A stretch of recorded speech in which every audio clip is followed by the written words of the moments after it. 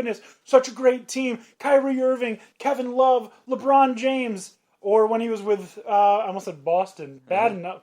Should be the Boston Heat, I guess. We've got Dwayne Wade. We've got Bosh. We've got LeBron. You also, we got Udonis Haslem.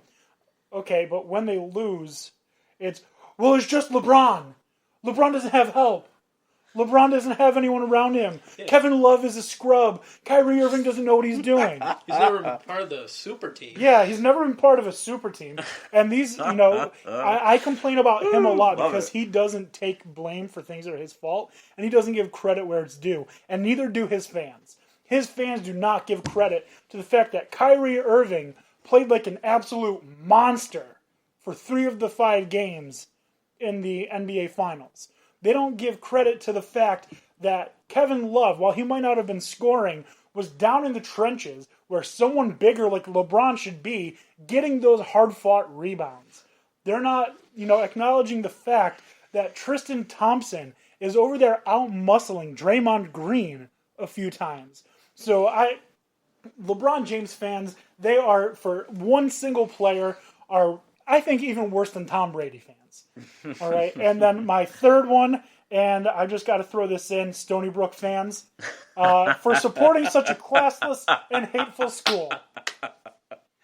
You suck, Stony Brook. Love it. Plus, you also that might be my favorite. You also accept that a Seawolf is a thing. It's not. Get over it. Get a real mascot and move on.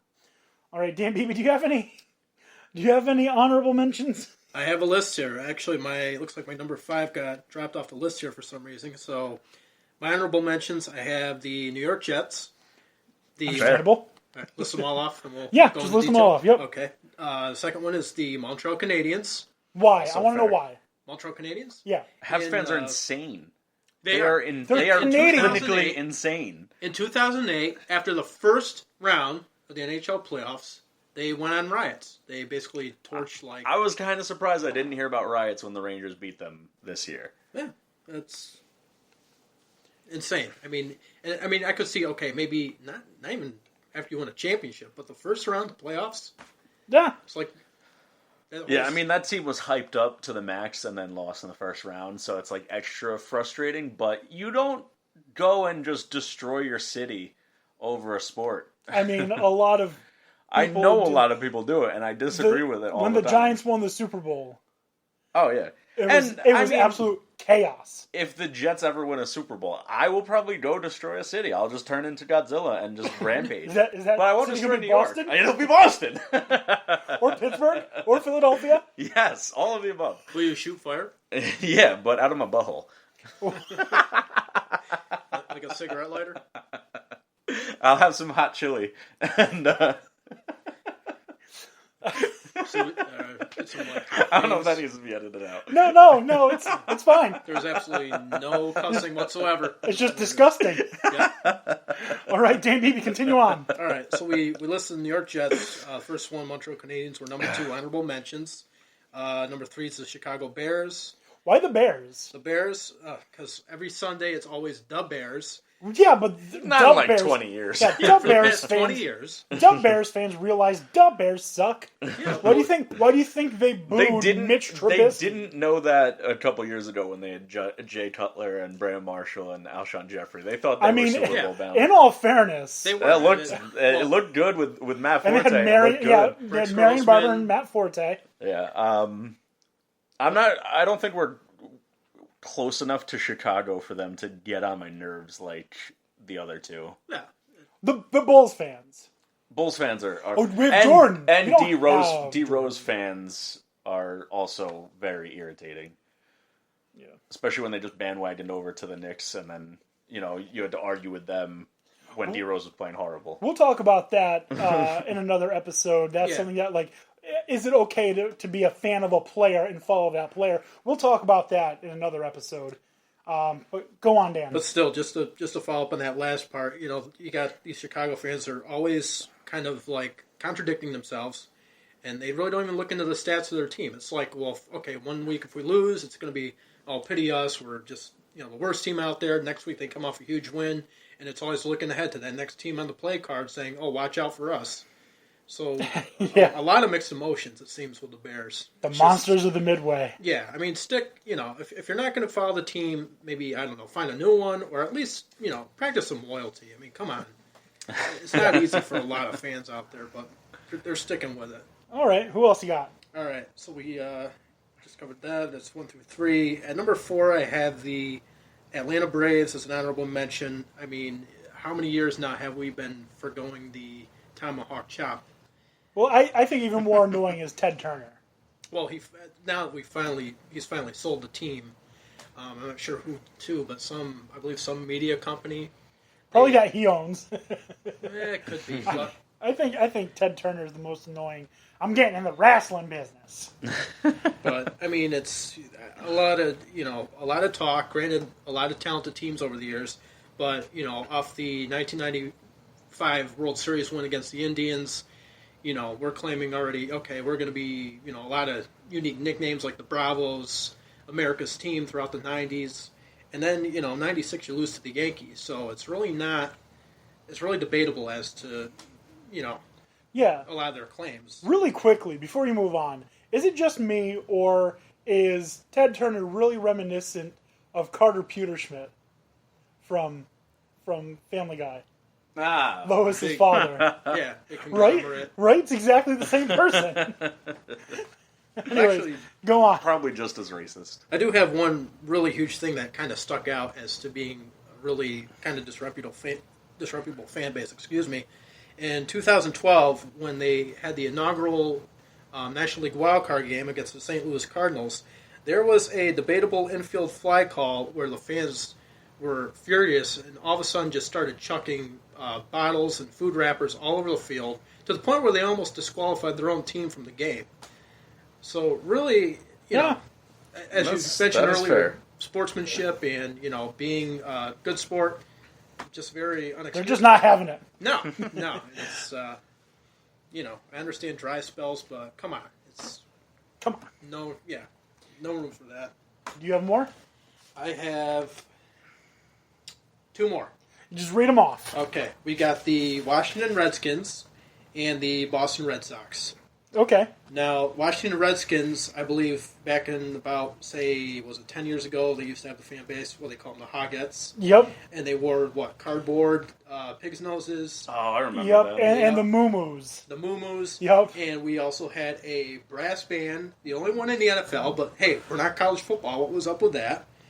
And just the overall debate of the team's name, I guess. It's kind of... Yeah, we're leaving politics out of this. Yeah. Really quickly, though, I do just want to point out the most annoying team in all of sports are the New York Giants, for the pure fact that in a sport that you're supposed to have cheerleaders, they don't.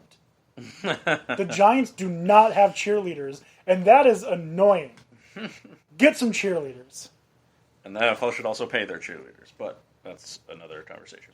Yeah, they're worth all $75 a day. Since we've had a lot of emphasis even on like New York and Boston, as my last one, the Red Sox, having that 80-year some dry spell, and all of a sudden we're going to say we're the best. So that's kind of... I mean, they have claim to that. I mean... And I'll even go to the point where I'll even say to I'll say, that, okay, you've won a championship, and that reigns true. It's probably, for Boston, a very, over a lot of other sports teams, that would hold a lot more significance than, say, a team like the Yankees that has won a lot in the past. Yeah. No, you're right with that. But, I mean, when you're winning somewhat consistently, it's understandable to say you're the best. I can't disagree with it. Yeah. In recent years. Screw 'em. Do you have honorable mentions? I do. I had the Cowboys on here, but we talked about them. I also have the Raiders. Again, an insane fan base that just, It's worse than when they're playing the 49ers, when both fan bases get together. Yeah. It's pretty bad. Talking about people being beat pretty much to death. Right. They have rioted and they've attacked players, in black hole. recent history. Yep. Yeah, it's insanity, and they dress like stupid pirates, and you guys look like idiots And that's coming from a fan of a team where a guy wears a plane on his head. Fireman Ed. Well, no, he wears a fireman's cap. That guy's all right. The other guy, after Fireman Ed, retired for a little bit. And then came back. Yeah. Again, that's irritating for Jets. But which is worse, the cheese on the head or the jet on the head? The jet. But the stupid pirate look is worse than both. Okay. And I kind of encourage now, since we've mentioned the Raiders here, if you haven't checked out it yet online, you can see Ice Cube's rendition of the anthem for the Oakland Raiders. I believe he's written it himself. I am going to just venture a guess and say that their parental advisory on that. No, he treats it like, look up a clean version. Those Disney movies he's been doing. Yeah. I've also got the Bills and the Dolphins fans, and are you just attacking the AFC East? There's definitely no bias there. Sure, no bias there. Bills fans, they're super annoying, but it's kind of in a funny way, so they're okay. That's like a Sarah Palin kind of way. No, because she's evil. But they believe every year in and out, always next year. Yeah. They're kind of. I don't hate them as much as the Patriots because they're kind of like brothers that you despise because you're brothers in being terrible. But they've got that inordinate amount of hope for no reason and no greatness to really speak of. Jets fans were the most annoying back when they had Darrelle Revis their first go around. Oh Revis my Island. God, Darrelle Revis is probably the most annoying corner I've ever come across. And Richard Sherman talks a lot. To the point where he knew he wasn't getting anywhere, so he goes to the Pats to win his ring and then comes back to the Jets. Yeah. I stopped being a fan of Revis as soon as he left the first time, and I didn't become a fan of him again when he joined back. Do you remember, I think it was an Under Armour commercial where he was inside of maybe it was a Dick's commercial. I don't remember. He was inside of I can't say that.